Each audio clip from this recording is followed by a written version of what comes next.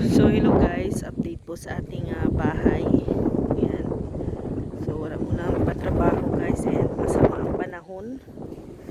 Kaya yung ginawa namin septic tank dito ni Rex, ang paghuhukay namin ay hindi namin matuloy-tuloy.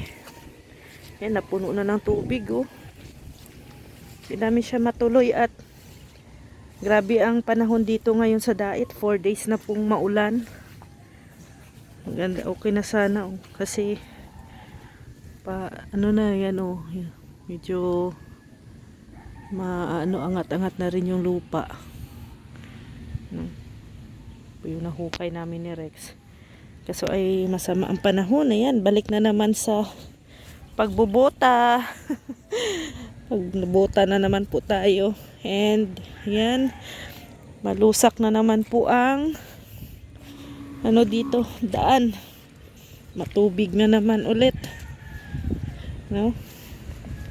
Ang natin ito ay pag magbalik na naman ang ating mga karpintero, pag di-deliver ng mga materyales ay yan, lusak.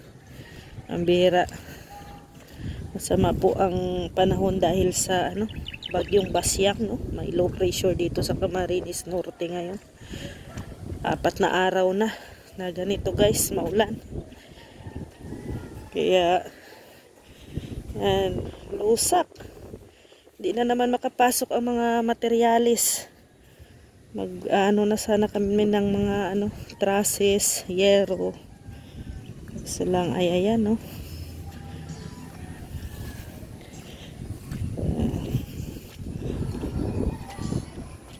Pero kung dito kasi na dumadaan yun yung nagde-deliver. Wala, sira na naman ang kalsada dito. Malambot na naman ang lupa. Ay!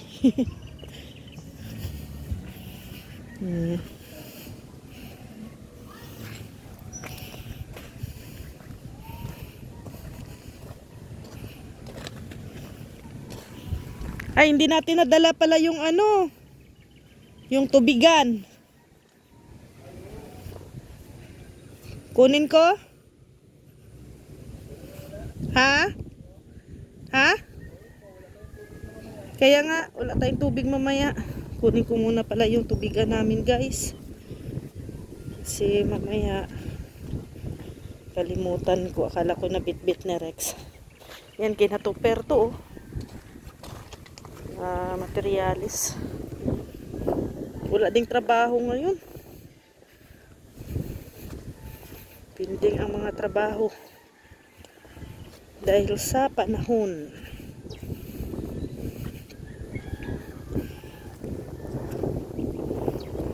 Ito yung bahay natin guys.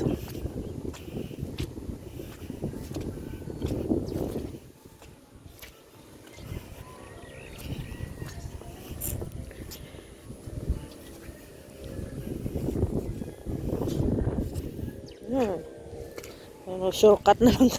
Shortcut na lang ang nangyayari.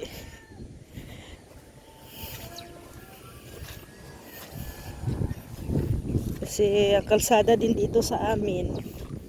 Yan, tubig oh. Tubig.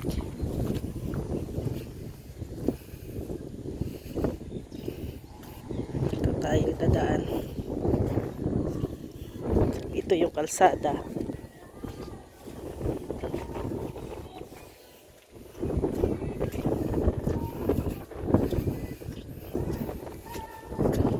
Muna kami guys at ililigpit na namin yung gamit namin na iba kasi hanggang na lang kami ngayong February 25 doon sa aming nirerentahan na bahay.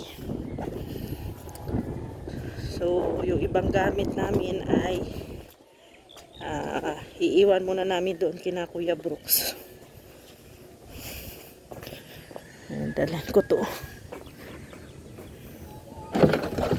Ayan, dinala na namin yung lamisa namin. So yung mga na lang, gamit, yung mga damit. Damit lang naman yung mga ano namin ay. Mga gamit namin doon.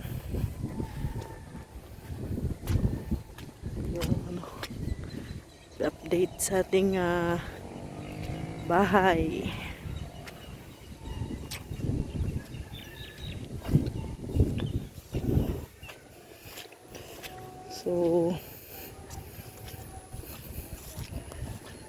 So hanggang ano na lang kami doon sa nirentahan namin hanggang February 25.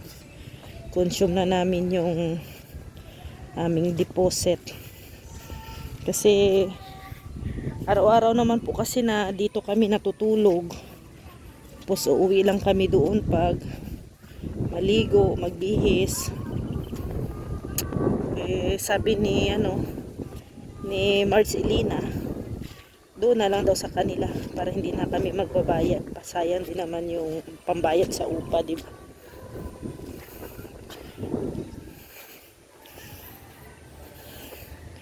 Ito tayo dadaan.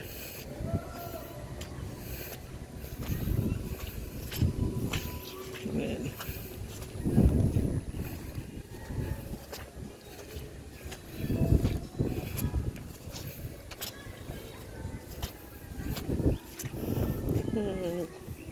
Yung mga motor namin, sasakyan nila Kuya Reddy rin dito na din sa labas. Hindi na napasok dahil sa panahon. Kaya dito pag nandito ka kailangan talaga may bota. Kasi pag grabe ang ulan, ayan, maputik. Kaya gamit na gamit ang bota dito. Yung ang motor namin dito na namin nilagay. Ha? Ha? Matigas-tigas pa kasi hindi pa dinadaanan. Malinis na ulit ang buta ko. Tayo naghugas tayo dito.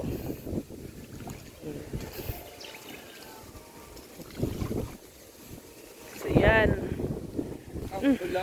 So uwi na muna kami. Maligo, magbihis.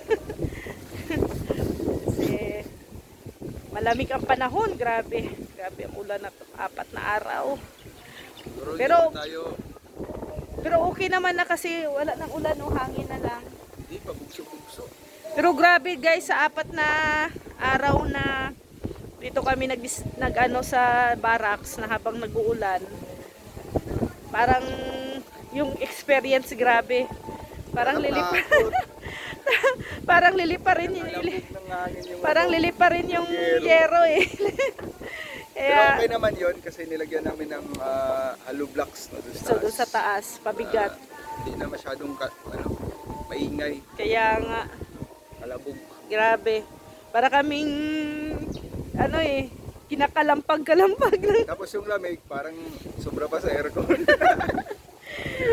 Pero, nice, experience. Maganda. Na naman kami, masaya naman po kami guys, no? Ang dami kasing nagsasabi na doon muna daw tayo magstay kina Mr. J, pag kasi daw delikado. Pero okay naman na po. Matibay yung parang. At saka si Uno din po kasi ay tumatabi kasi sa amin. At saka matibay naman yung barracks. Kaya walang problema. No? Pero kung masisira talaga, lipat talaga kami kay Mr. J.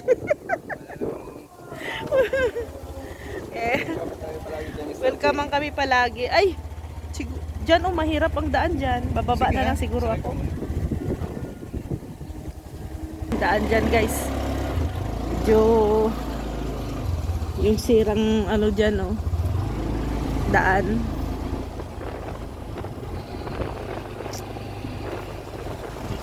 Hindi pa nasira kasi wala pang mga materialis na pumapasok. Yung truck. Yung mga truck. Oo. Dito kailangan bumaba. Kasi dyan malambot na dyan ay.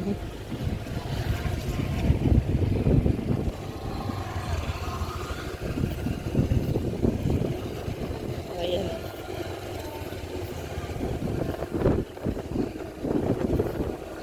No. Ganda na ng bahay ni Jomar, guys. Oh, laki. La. Dulas.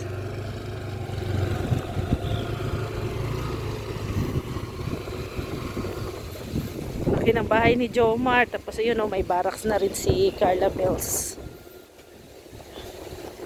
Magpapatayo na rin ng bahay si Carla Bells. Oo, ready na yan sa bubong. Tapos na yung trusses ay. Ganda. Laki-laki ng bahay niya. Malaking pamilya ang gusto ni Jomar ay. Tapos magkatabi pa sila ni Carla Bells dyan, oh. May ano pala dyan, oh, may party-party, oh.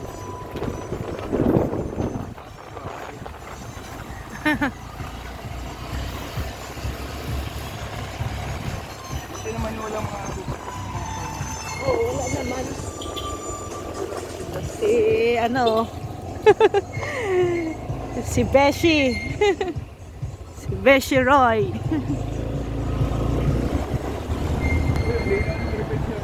Oo. So, yan guys. Thank you. God bless. Maraming salamat po sa inyong walang sawang pagsuporta sa amin. At saka, abangan nyo na lang po, no? Sa susunod na mga araw, syempre, sisimulan na namin ulit maghukay ni Rex pag pag okay na ang panahon. Kasi ano na din, medyo marami na rin lupa yung na-imbak natin sa loob, ano. picture book na lang yun. Oo. Mga 5 kubiko. 5? Wala pang 5 yun, mga nasa 3 lang, 2-3 lang. Pero ayan, maraming salamat talaga sa support. At thank you at nandyan pa rin po kayo, no? Laging nakaabang sa aming mga update. Maraming salamat. God bless. Thank you.